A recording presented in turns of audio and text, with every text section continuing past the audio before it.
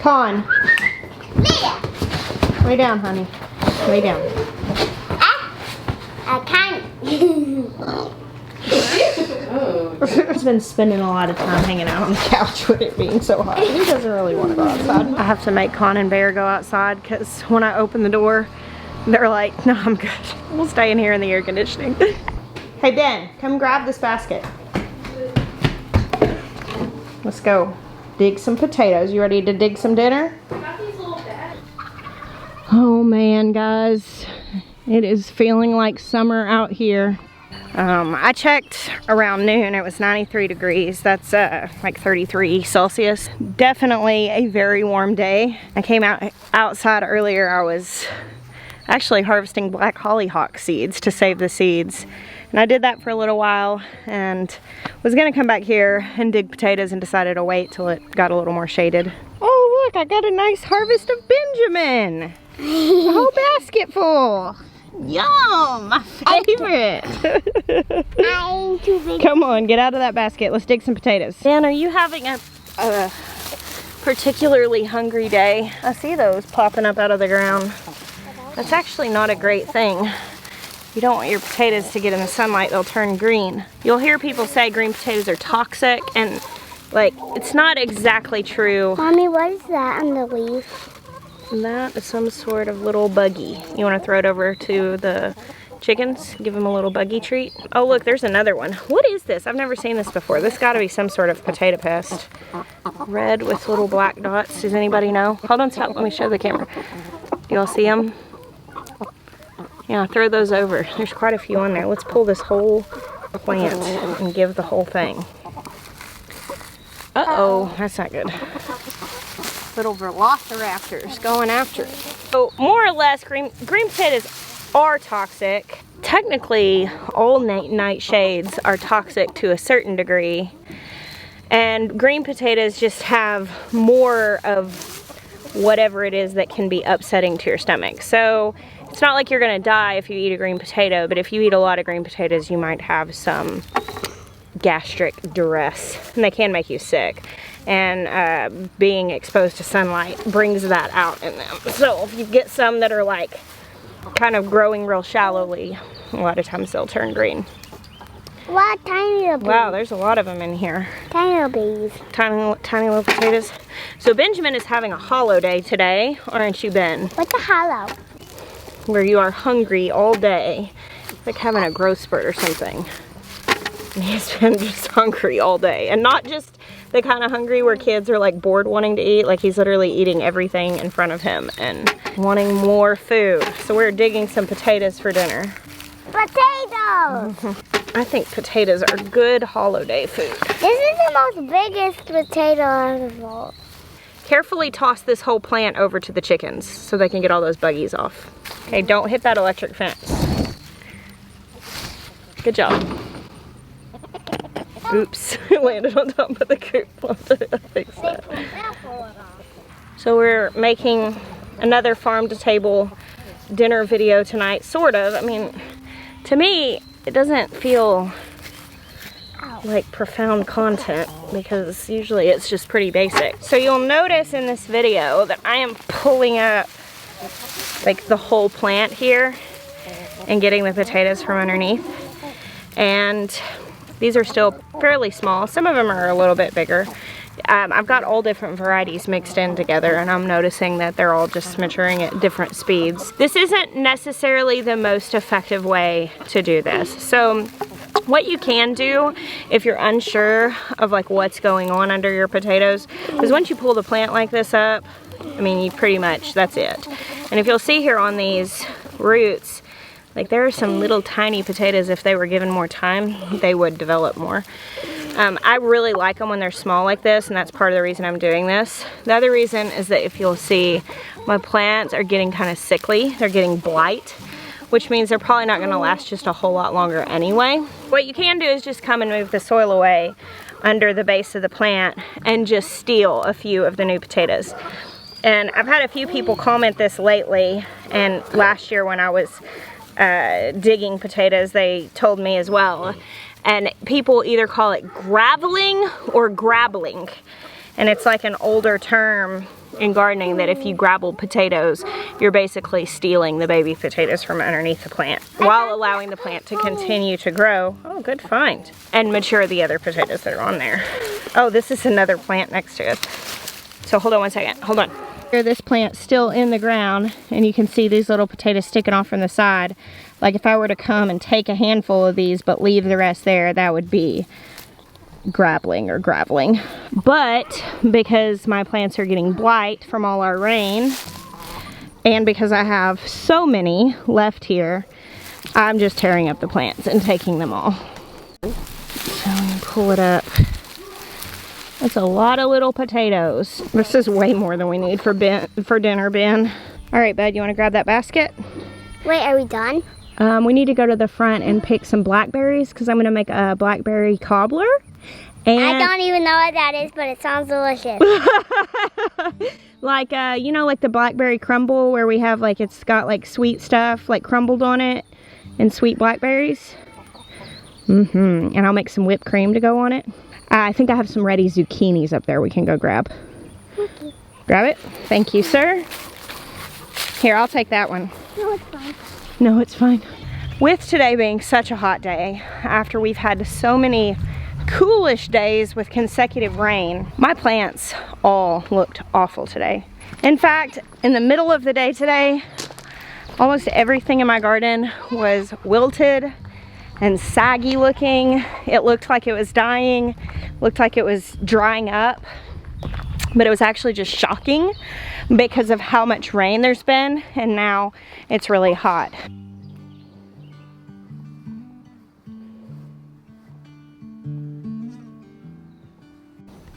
So you want to check and see if we have any more cucumbers? Yeah? You can just set that down. Ben and I picked our first 2 cucumbers and cut them up inside and put some salt on them. I see a little one there. You want to get it? All right. Yum. Can we go get it? I picked Daddy some ground cherries that were ready the other day. We can go check and see if there are any. In the kids' garden? No, they're not in the kids' garden, but I see quite a few red strawberries over there on the strawberry tower. You want to go get them? Drop that cucumber off in our basket. What happens if they're ultra red? What'd you find? Ultra red. That one's super ripe. Probably really sweet. As long as it's not got bugs on it, it's fine. Ooh, look at this one. I don't want. See? You see how these are wilting? They're probably a little shocked. You don't want to try this? Man, that's going to be such a sweet strawberry. Worth it. You know what Daniel calls these? Strawberry blessings. Oh boy, I feel blessed by that.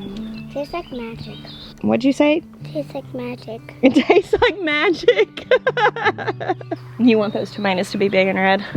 That was an extraordinarily delicious strawberry. Oh man. So with it being so hot, the plants, they shock. And if you live in a place that gets really hot, specifically like when it starts to get 90 degrees Fahrenheit, 32 Celsius and above, plants are just really going to start to struggle. Even the stuff that thrives in warm weather might look wilty in the middle of the afternoon when it's that hot. And it, you know, obviously things are going to wilt if they need water, but just because they are wilting doesn't mean they need water. So I did not rush out here and water the garden today because it's gone a couple days without rain. If the very, very top of it is dry, especially if it's not mulch, that's pretty normal. But if you go down just a little bit and you start hitting moisture, your plants are fine. They're just wilting because they're shocking with the heat. And today my garden looked very rough. Like everything was drooping, but I think it was just adjusting to really the first couple of very hot days we've had, especially after so much rain. Look, here, you missed some. I see quite a few on here. Some of these are really little. Probably, again, started to ripen because of stress. That those didn't get bigger. Not that sweet. Here. You good? I spent a few hours out here yesterday morning tying up tomatoes. But some of these are really already looking very spotty and struggling just because it's been so wet. Benjamin! Look! Are they ready? Is it ready? The first one of the year, just for you.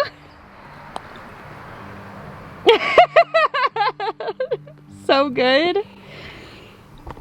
There's two. Is that one, you think that one's ready? I think that one could use one more day. It's not quite falling off easily. Well, hey, let's search this row and see if there's any more. Maybe there's one we missed. Oh, look. Hello. Oh, thank you. My first tomato of the year. I gotta sit down for this. This is a special moment. First tomato of the year. Well, for me, Benjamin ate the first tomato of the year. This is a sun gold cherry. The other one was a black cherry. What'd you find? You know which one this is? This is a teaspoon. Look at that tiny, tiny tomato. This is, I think sometimes this variety is called post office spoon or teaspoon. You gonna eat it? Which one was your favorite? The dark one, the yellow one, or the red one? Red. The red one's your favorite? All right. You know what? That was not disappointing at all. Nothing quite like a homegrown tomato. I'm so happy. What is today? June the 14th? About a week later than usual. I usually get my first cherry tomato the first week of June, so I'm not surprised we had such a cool spring. How it always goes, you start getting a few that are ripe and the next thing you know, you're just completely overwhelmed by them. First tomato. It marks the start of the season. Look at those big flowers. Let's see. Oh my goodness. Look how beautiful they are. Those are lilies. Oh, those are beautiful. Well, Ben, I was not expecting that. That was a happy thing. We have to find Tomato blessings. We have to go find more from Aaliyah. We need to find more for Malia. Did you find one for Malia? Oh, I don't know. That one does have a yucky spot on it, doesn't it? Ugh. What the heck? I knew these squash were close. But it appears that the borers have done their damage. Dang it. But they're good. Yeah, go ahead and harvest that little one. This plant's not coming back. Just hang, these are golden zucchinis. Just go put them in our dinner basket. Here's one more. This year's garden is going to be something of a take what you can get garden, and I'm not gonna be upset over plants dying from pests. I'm not gonna be upset over things going to seed. I'm just going to enjoy this wild garden for the time that I have it. Oh, that volunteer tomato might have some that are ripened on it. This is a wild plant. Hey, I'll show you where I harvested that ground cherry for Daddy the other day. Come here. Actually, I need some of this thyme. Okay. Here, I got some. What is that for? I was thinking that I might put some thyme in my blackberry cobbler because I love thyme and I think it'll go well with blackberries. It smells good, so it might taste good. Yeah, probably will. Oh, Ben, look, this is my wild plant, which this is a whole bunch at the back. Get in there, get them. Here, I'll take the time. You get in there and get the tomatoes.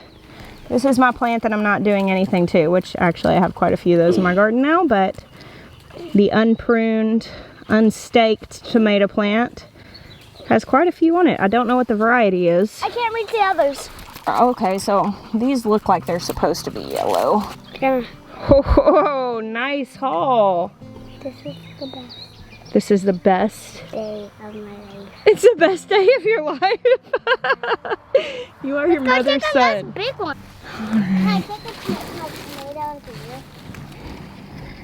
I don't see any more ground cherries ready yet. Let's just put these tomatoes in our berry basket. Yeah, you can put the tomatoes in the berry basket. That's a good idea. That way they won't get fallen in with the potatoes. Now let's go get those blackberries.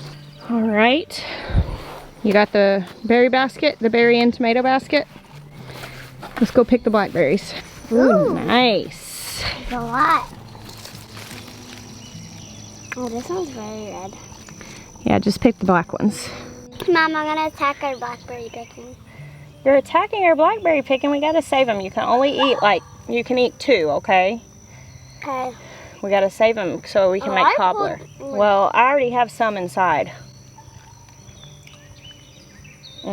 There's your sweet, right? So sweet. Where's the basket? My friend Haley,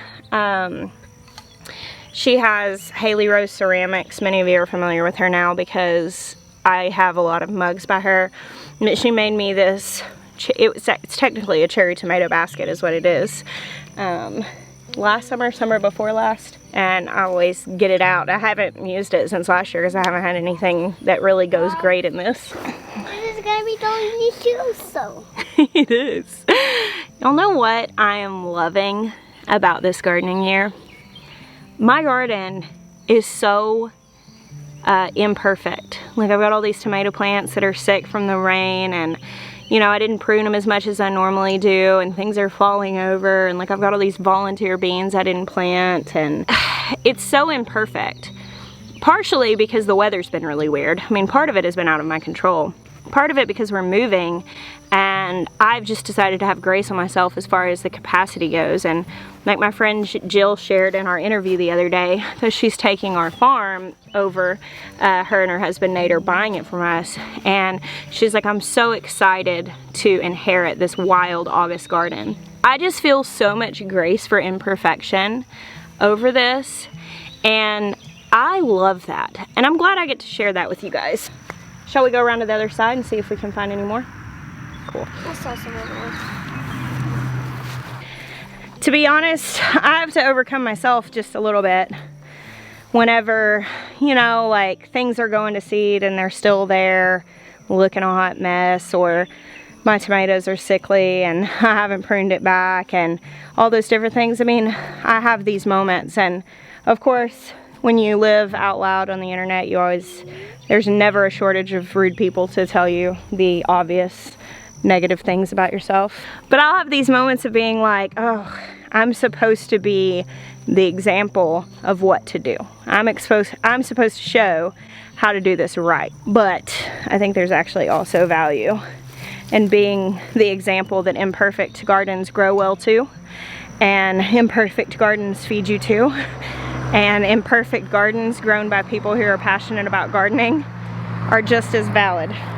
And some years just be that way. Good deal. In your life as a gardener, if you make the decision to become a gardener rather than just growing a garden, that's what I always tell people to do. Don't decide to grow a garden, decide to become a gardener. Just go ahead and sign up for the long haul. This is something that you are going to do year after year. You're never gonna arrive, you're gonna keep learning. The truth is, you're gonna have years that are different than others. You're gonna have births or deaths or illnesses or moves or transitions or new jobs or job loss or whatever it is. There are going to be circumstances in your life where you cannot always do as much as you wish you could. Stressing out about that and living in condemnation over it is not going to make your garden better. But just deciding to enjoy the reality of the situation and appreciate it for what it is, that will. And that's what I'm doing. And here out of this wild garden, we're harvesting dinner. And maybe a dessert. And maybe a dessert. All right. Ben, you know what I'm thinking? I think maybe we'll grab some green beans because Malia doesn't really care for zucchini. So let's grab some green beans and we'll make some of those too. We have plenty to use. Yeah, there's a whole bunch of them. So let's just get to picking. It's a harvesty day. It is a harvesty day. Well, it's your work, so I have to help. It is my work. And I'm your garden boy too. You are my garden boy, that is true.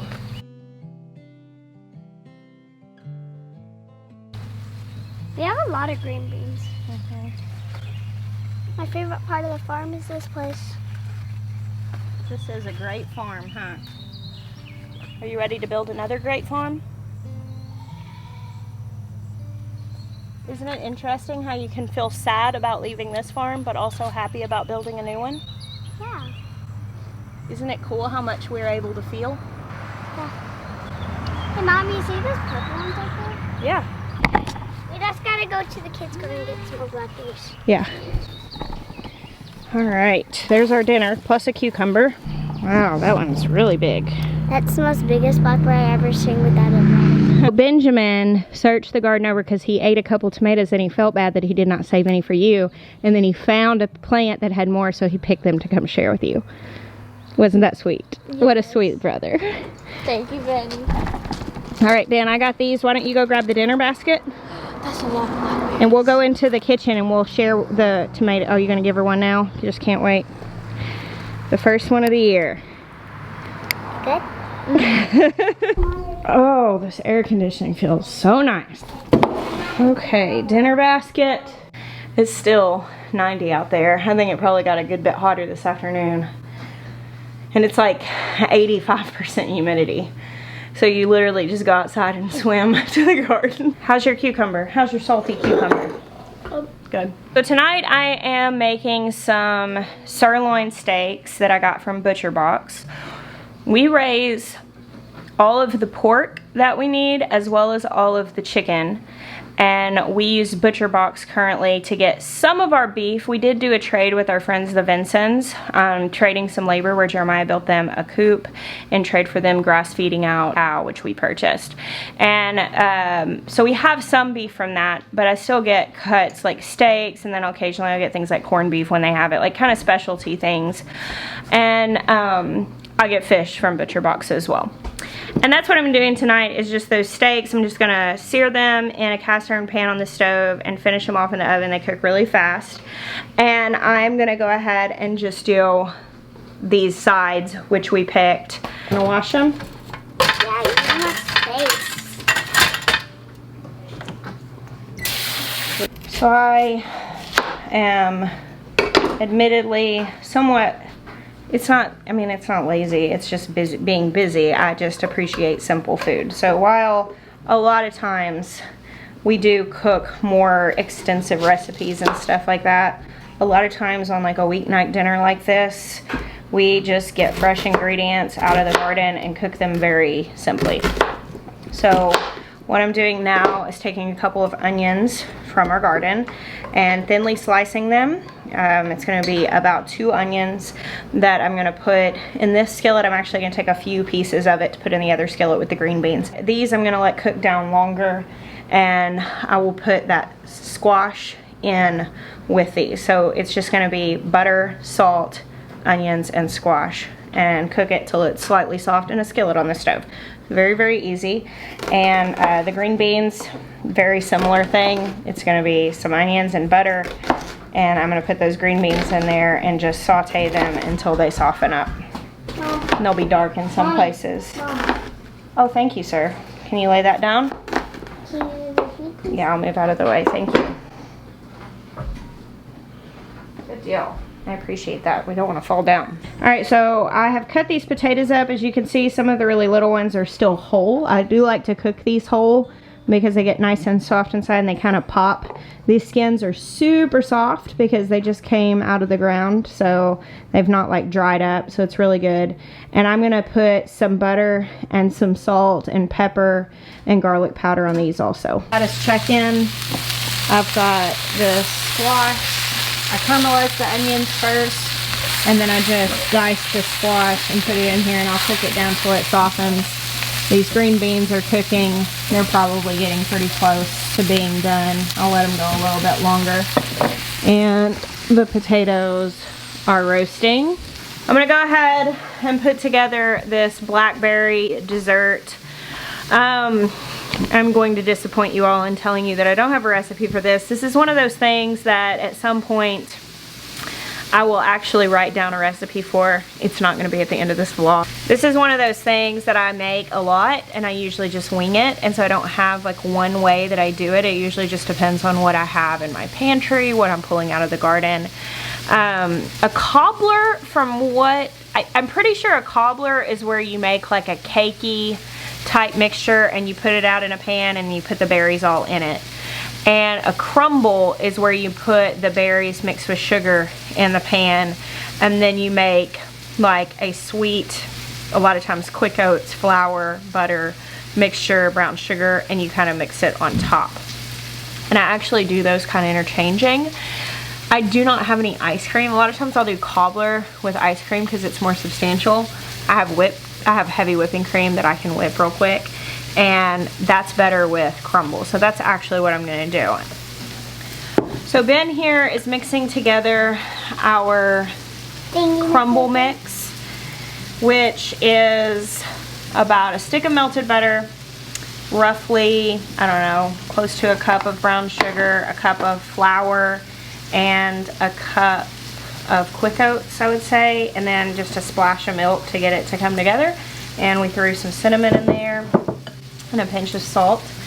And here I have my berries, which I'm going to spread out over the bottom of this cast iron pan. Probably about 4 cups of berries. And these we're going to put some sugar on, and I'm also going to put thyme all in this.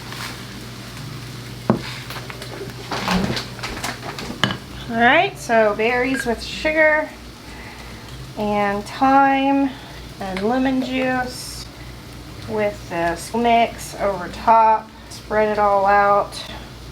Can you lick all this stuff? Yeah, you can lick it. Mm. It'll do? Yeah. It's got sugar in it, so I'm sure you like how it tastes. Hopefully this is good, because I totally just made that up. Hey Ben, what time is it now? What do we got to do to this cream? We have to whoop it! Whoop it. Let's whoop it. Let's do it. Heavy cream. Heavy. I might not have enough space there to whoop this. Yeah, it's heavy. Vanilla. Mom, why don't we just use a fork? A fork? That would take a long time and my wrist would get tired. Maple syrup. Maple. Okay. Look, I've got one better. You got that? So, is it whipped? Uh-huh. Yep. Did you taste it? Get this. Okay. Is that good? Alright, Ben, come stand over here and tell everybody about your plate of dinner. What do we have for dinner? Steak, green beans, squash, onions, potatoes. Potatoes. And how much of this food was still in the dirt an hour ago? Almost all of it. That's pretty cool, huh? Yeah. We gotta go get the rest of our family and make their plates. Alright, here's our lovely dessert. Oh, this texture looks about right. You can see it's slightly cakey, kind of cookie-ish, kind of like a warm cookie. And then these are blackberries from our garden, which Benjamin and I picked. Looks pretty good. Steam it. Y'all ready to throw some y'all ready to throw some whipped cream on this and eat it? Yes. Yes. Thank you guys for hanging out with us today. We bless you. Next time.